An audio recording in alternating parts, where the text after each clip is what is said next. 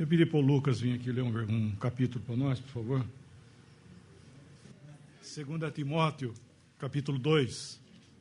Tu, pois, meu filho, fortifica-te na graça que há em Cristo Jesus, e o que de mim, entre muitas testemunhas, ouviste, confia-o a homens fiéis, que sejam idôneos, para também ensinarem os outros.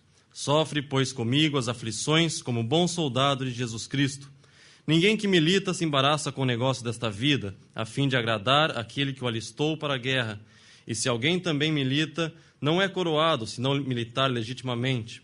O lavrador que trabalha deve ser o primeiro a gozar dos frutos. Considera o que digo, porque o Senhor te dará entendimento em tudo. Lembra-te de que Jesus Cristo, que da descendência de Davi, ressuscitou dos mortos segundo o meu evangelho, pelo que sofro trabalhos e até prisões como um malfeitor, mas a palavra de Deus não está presa.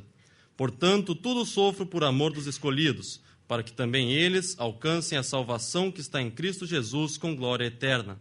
Palavra fiel é esta, que se morrermos com ele, também com ele viveremos. E se sofrermos, também com ele reinaremos. Se o negarmos, também ele nos negará. Se formos infiéis, ele permanece fiel, não pode negar-se a si mesmo. Traz estas coisas à memória, ordenando-lhes diante do Senhor que não tenham contendas de palavras, que para nada aproveitam e são para a perversão dos ouvintes. Procura apresentar-te a Deus aprovado, como obreiro que não tem de que se envergonhar, que maneja bem a palavra da verdade.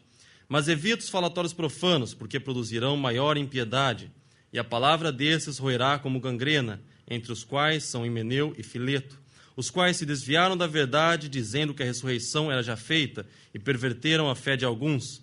Todavia, o fundamento de Deus fica firme tendo este selo: o Senhor conhece os que são seus, e qualquer que profere o nome de Cristo aparte da iniquidade. Ora, numa grande casa, não somente há vasos de ouro e de prata, mas também de pau e de barro, uns para a honra, outros, porém, para a desonra. De sorte que, se alguém se purificar destas coisas, será vaso para a honra, santificado e idôneo para o uso do Senhor e preparado para toda boa obra. Foge também dos desejos da mocidade e segue a justiça, a fé, a caridade e a paz com os que, com o coração puro, invocam o Senhor. E rejeita as questões loucas e sem instrução, sabendo que produzem contendas. E ao servo do Senhor não convém contender, mas sim ser manso para com todos, apto para ensinar, sofredor, instruindo com mansidão os que resistem, a ver se porventura Deus lhes dará arrependimento para conhecerem a verdade e tornarem a despertar, desprendendo-se dos laços do diabo em que a vontade dele estão presos. Bom, o capítulo é longo para considerar, mas estou pensando nessas três pontos aqui, essas três classes de pessoas citadas pelo apóstolo Paulo. Ele fala aqui, versículo 3, 4, 5 e 6, de 3, um é o soldado, o 5, versículo 5 é um atleta, e o 6 é um lavrador. E essa carta, nós vemos exortações bem fortes. E devemos lembrar que foi escrita a um jovem ainda. E eu estava pensando que a tendência, né, eu já fui jovem também, eu sei que é assim. A tendência, embora a nossa época foi diferente, né, Lindão? Mas a tendência do jovem é ele deixar a responsabilidade para outros. E aqui nós vemos que Paulo está falando com o jovem. E eu estava pensando que essa carta foi escrita para vocês. Para cada um de nós, mas para vocês também que são jovens.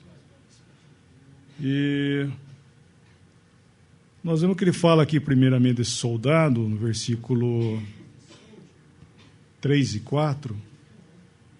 Ele fala de um soldado que ele é arregimentado, ou seja, ele é colocado para satisfazer aquele que o regimentou. Como é que fala? Alistou? Alistou. Então, ele está ali para agradar aquele por quem ele foi alistado, né? E, primeiramente, esse soldado, nós vemos que o soldado ele não tem vontade, ele não pode ter, inclusive, vontade, ele não questiona, né? Como o irmão mesmo citou hoje. O soldado ele não tem o querer. O capitão da ordem, né, o comandante, seja lá que classe que ele for, comandante da ordem, ele prontamente, sim, senhor, e acabou. Não é que ele tem que te arrastar no chão, ele vai fazer isso, e quem já prestou exército sabe muito bem como que é. É desse jeito, eles pisam até nas suas costas e faz você... Mas aqui nós estamos vendo que nós fomos alistados, não por algum comandante semelhante a isso, estou dando um exemplo apenas, mas nós vemos que nós fomos alistados para agradar aquele que nos alistou. Então, o soldado, primeiramente, que Paulo cita, nós vemos que tem essa característica, ou seja, ele não pode ter a sua vontade. Nem que ele queira, ele não pode. Se ele quer ser um soldado, ele deixa toda a sua vontade de lado. O versículo 5, ele fala de um atleta. Aqui, às vezes nós podemos pensar que ele está visando o prêmio, mas não é bem o prêmio, a recompensa, e sim a vitória. Ele está pensando na vitória. E eu creio que o cristão, ele é um atleta nesse sentido. Nós estamos olhando a vitória. Teremos recompensa, sem dúvida nenhuma. Mas nós estamos olhando esse dia da vitória que já é garantida, já é conquistada, porque nós estamos gozando de uma vitória já pronta. Mas enquanto nós estamos aqui, nós corremos, né, nós participamos de uma carreira que nós estamos olhando um fim, um objetivo. Não estamos aqui sem meta. E o atleta, ele já é diferente, ele tem sua própria vontade, o seu gosto e tudo mais. Mas, o que ele faz? Ele não vai carregar, por exemplo, pesos desnecessários quando ele vai correr. Quando ele está numa competição, ele não vai parar para ficar olhando paisagens bonitas ou algum lugar que ele esteja passando. Ele se abstém disso porque ele tem uma meta, ele está olhando. E isso é uma figura também para nós, que Paulo está aplicando. Um soldado sabendo que ele nunca deve ter os seus direitos, e sim o direito de Cristo, em amor que ele tem, não é verdade? E como atleta, nós devemos ver que nós não devemos perder tempo, né, aqui, nessa cena que nós estamos passando. O irmão John acabou de falar uns pensamentos que estavam me ocorrendo, inclusive, e ele aplicou, bem aplicado, com respeito a Jonatas, que Jonas foi esse atleta que ele preferiu ficar vendo as paisagens, ocupar com suas coisas, e perdeu de vista, sabendo que um dia esse Davi ia tomar posse do trono. E ele perdeu a bênção. Quando Davi assumiu, né, o seu reinado, Jonatas não estava com ele. Não estou querendo dizer isso, que você não estará com o Senhor na glória, não é isso. Mas como figura, nós vemos que ele perdeu isso. E quão precioso, né, nós podemos pensar que é um tempo curto, né? Às vezes nós damos um valor tão grande para as coisas que nos cercam e esquecemos que o real valor é aquele que vai perdurar por toda a eternidade. Naquele dia nós veremos que cada momento, né, cada ato, cada coisa aqui terá o seu cumprimento aos pés de Cristo. E eu estava pensando mais um pouco ainda que uma das coisas que nos atrapalha é o nosso orgulho, como o Lineu falou, na sua palavra aí. Eu acho que muitas vezes nós ficamos tão ocupados, né, com os acontecimentos ao nosso redor, conosco mesmo, com os irmãos, esquecendo de olhar de onde vem tudo isso. Estava pensando no próprio Davi, que quando ele, acompanhado dos seus heróis, seus bravos, né, Simei saiu ao encontro dele e começou a tacar pedra nele e amaldiçoar Davi. E daí imediatamente um dos seus companheiros, seus heróis, né, os seus valentes, achei a palavra, um dos seus valentes já pegou na espada e falou para Davi: quem que é esse cão morto que está falando isso do meu senhor? Deixa que eu passe à frente e eu, por assim dizer, eu acabo com ele. Davi falou assim: não, seu senhor mandou, dizendo a ele: amaldiçoa Davi. Quem é Davi para falar alguma coisa? Então, às vezes, nós esquecemos isso, não é verdade? Às vezes nós recebemos uma ofensa, né, estamos ofendidos, né, alguém está com uma, por assim, simbolicamente, está com uma pedra em nós. Poxa, nós não vemos uma hora de vingar tudo isso. Nós queremos já resolver e vamos, ou tornamos nisso uma briga, uma desavença, e esquecemos de olhar, falar: puxa, se o Senhor permitiu, né, não que o Senhor era criador do mal, aquilo que Simei estava fazendo não era do Senhor, mas se o Senhor permitiu que ele falasse, quem sou eu para falar? E às vezes nós esquecemos isso.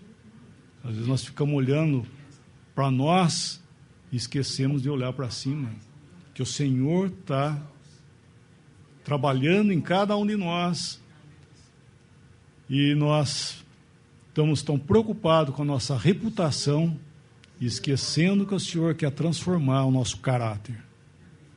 O Senhor quer o caráter, não reputação. E Davi foi um exemplo muito grande, né, para mim nesse pensamento.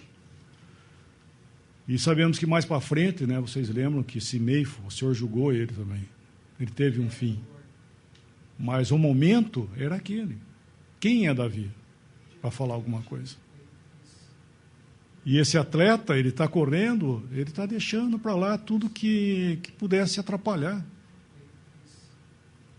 E por terceiro ponto, nós estamos vendo aqui um lavrador.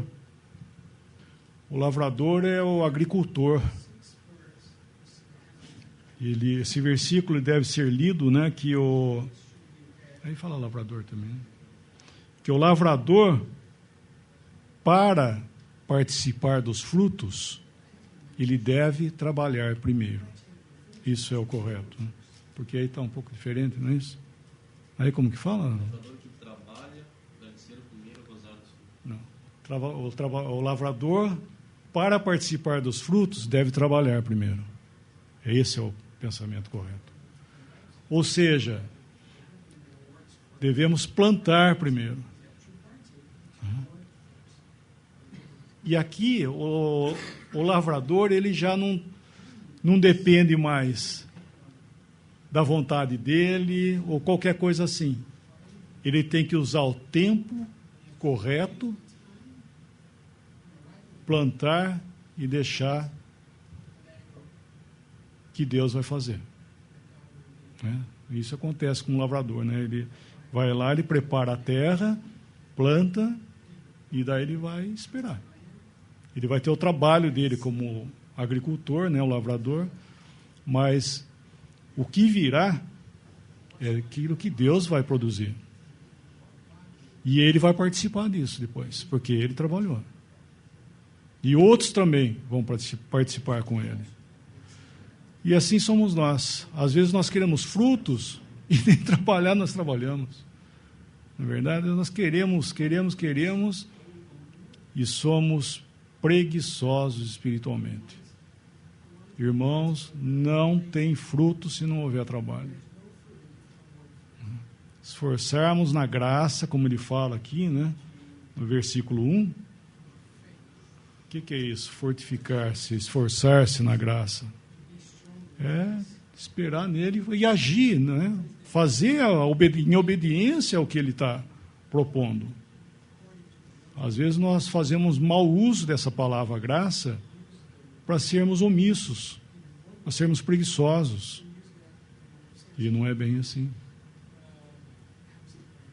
E devemos cuidar também da lavoura que o Senhor está produzindo. Nós devemos tomar cuidar daquilo que está produzindo, para que os frutos venham. Nós lemos aqui já uma ocasião, em Cantares, capítulo 2, versículo 15. Por favor, Lucas. Pode ler daí mesmo. Tá bom. Apanhai-me as raposas, as raposinhas, que fazem mal às vinhas, porque as nossas vinhas estão em flor. As vinhas ou a vinha estão em flores. Apanhai-me as raposinhas. Às vezes nós esquecemos que as coisas pequenas são perniciosas. Os maus hábitos, más conversações, maus costumes, que parece ser nada, mas sabe o que vai acontecer? O lavrador ele tem que tomar cuidado com a raposa, porque ela sobe, ela pega, ela come os frutos, mas ele tem que tomar cuidado também com a raposinha. Quem vê uma raposinha fala, mas que mal há nessa raposinha? Mas sabe o que ela faz? Ela sai correndo por meio da vinha e vai batendo e vai derrubando todas as flores que viriam a dar frutos. E isso o que é? São as coisas lícitas que Paulo fala. Todas as coisas me são lícitas, mas nem todas convêm. Todas as coisas me são lícitas, mas eu não me deixarei dominar por nenhuma delas. São as raposinhas que não tem mal nenhum. Que é aquela que muitas vezes você vai falar com o irmão e fala, mas que mal há nisso? Isso é minha vida particular. Então tá bom. Então você vai com sua vida particular, você vai ver onde que é. Não tem fruto. Daí nós queremos fruto, que é o lavrador. Cadê o fruto? Não tem. Por que não tem? Por causa da raposinha. Ah, mas eu não faço isso, não faço aquilo. E as raposinhas? Elas vão derrubar as flores que viriam dar os seus frutos futuramente. Então é muito importante, né? Eu vejo nesse nosso capítulo que nós estamos considerando, esses 3 pontos que Paulo dá o exemplo, que são bem práticos, né, para nós. E o versículo 8, né, ele cita Davi. Lembra-te de Jesus Cristo, segundo a linhagem de Davi. Por que ele fala isso aqui, né? Porque Davi realmente é o exemplo de Cristo rejeitado hoje. Davi viveu toda a sua vida em rejeição. E ele trabalhou para que o seu filho Salomão se assentasse ao trono, que é uma figura de Cristo resplandecendo na sua justiça nesse mundo. Mas ao tempo presente tem outro no trono aqui desse mundo, que é o inimigo, que é o diabo. Mas o Senhor, Ele está tendo o seu domínio, né? Ele não tá sem controle. E nós devemos entender que o Senhor vai cumprir toda a sua promessa, ou as suas promessas. Davi esperou. E nós devemos esperar. E confiar, tomar para nós aquilo que Ele prometeu. Esse versículo 15,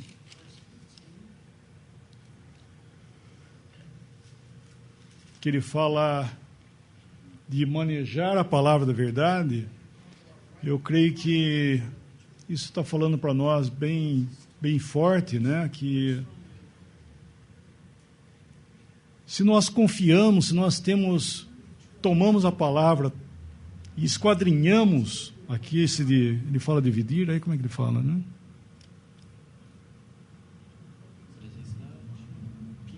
O 15.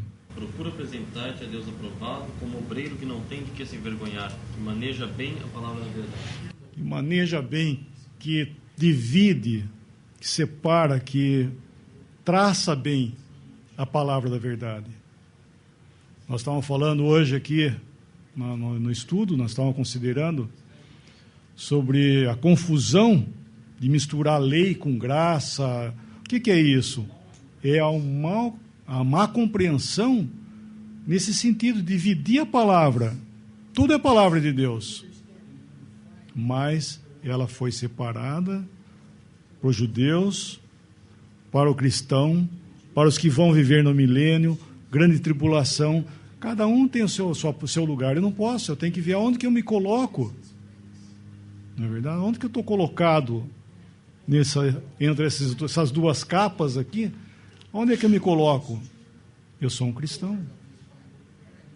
E eu devo buscar a direção do Senhor para poder traçar, manejar essa palavra da verdade.